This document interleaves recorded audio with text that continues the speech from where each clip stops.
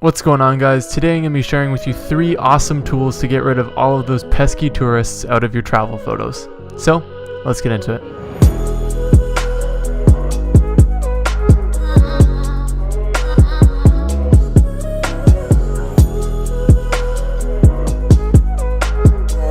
What's happening, guys? My name is Brendan from BeWillCreative.com, home to editing tutorials, camera gear reviews, tricks, and tips. If you're not into learning new things or cool websites, then just find me on Instagram at BurnWills to see a little bit more of my work. Now, I'm sure we've all experienced this in our travels, and that's tourists being in the background of our photos when we're not wanting them to be. Whether that be other boats photobombing your canoe, or maybe it's just too many people in one place. If you have the luxury of time, of course, you can always go back at a less popular time of day, maybe early in the morning or late in the evening, and there probably will be less people.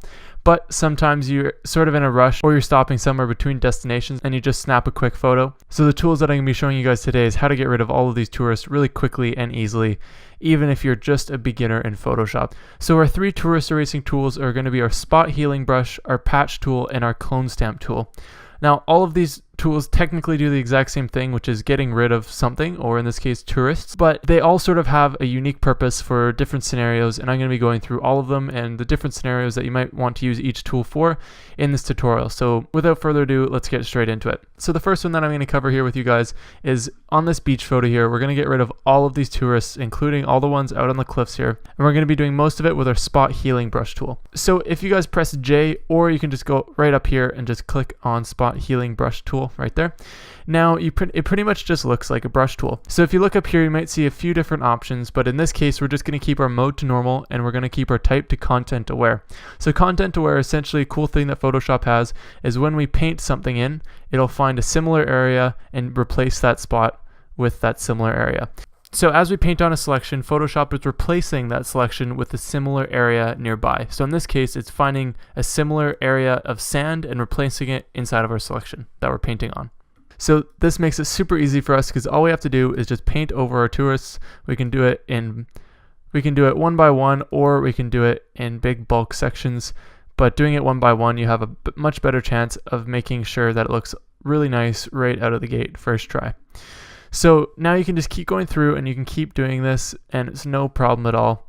This might seem all fine and dandy, but as you notice, where we are erasing all our tourists from currently is right in the middle of a beach. So it's nice and easy for Photoshop to find similar areas to replace over our selections. Now, if I go in a little bit, so let's go down to this little group of people down here. So of course I can get rid of the photographer really easily, but now if I want to get rid of the family, Photoshop's going to have a hard time because there wasn't really much rock to sample from. So Photoshop is just going to sort of try to do its best and just replace some of the sand with a rock. Now, if you guys are okay with this and sort of changing the look of the rock, then that's up to you. But there's a different way of going about this, and you can keep the rock as is, except we're going to use a little bit of a different tool. So in this case, we're going to use our clone stamp tool. So you can get your clone stamp tool by pressing S, or you can just click on your clone stamp tool right here. Now, if you zoom in, again, it looks pretty darn similar because we just have a little brush icon here. But now what we have to do is with our clone stamp tool, it takes a sampled area. So we're telling Photoshop this is where we want to take our reference from. And wherever we paint, it's just sampling from a reference and painting it in where we are brushing, essentially. So in this case, we can have our sample set to current layer because we don't have any other layers underneath that we're wanting to affect. We're going to keep our mode set to normal opacity and flow at 100%, and then everything is looking good to go. So all I'm doing here is I'm just going to go through and I'm just going to continue sampling and cloning out this entire family off of this rock. Now, what you might begin to notice is things start to get duplicates, and I'll show you guys that in just a second.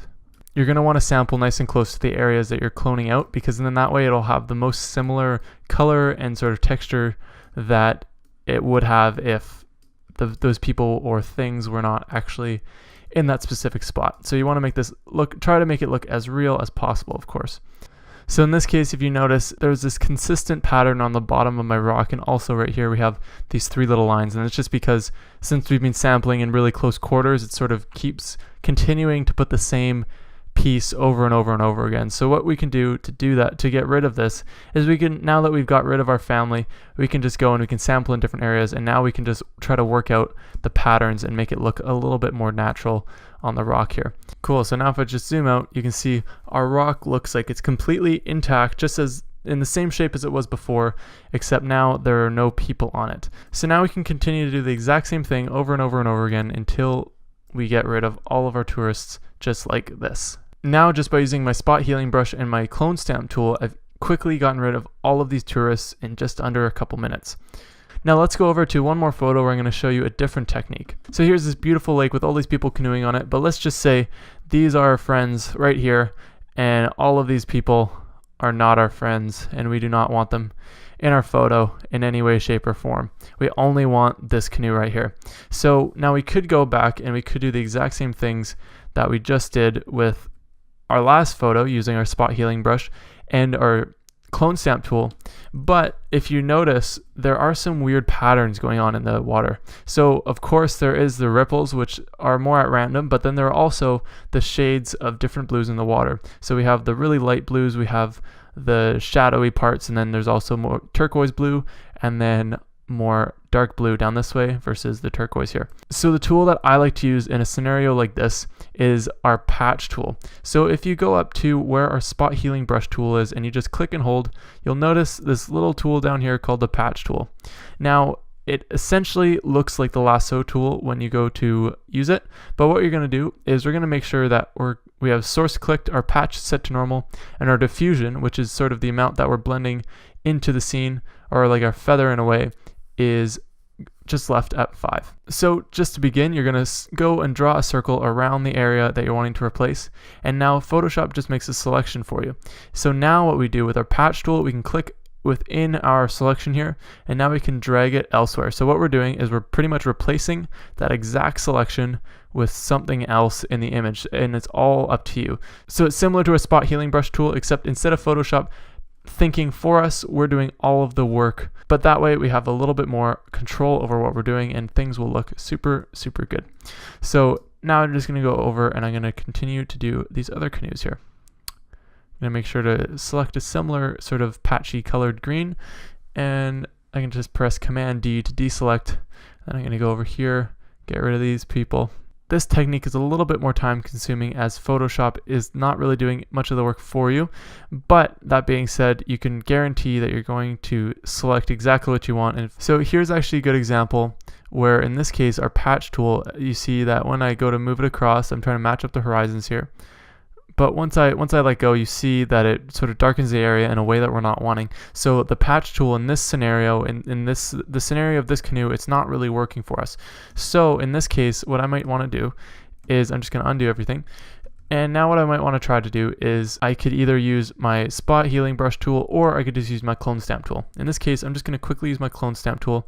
I'm going to hold Alt to sample nearby, make my brush nice and small, and I'm just going to clone stamp out this little tiny canoe in the back here. And then same over here, I'm just going to clone stamp out this little guy.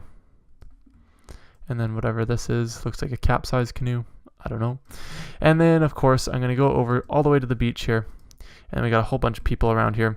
And again, we have a couple options. We can use any of the tools that we just used before, but in this case, since we are on the beach and we're sort of in close quarters, then we might be able to actually get away with our spot healing brush tool.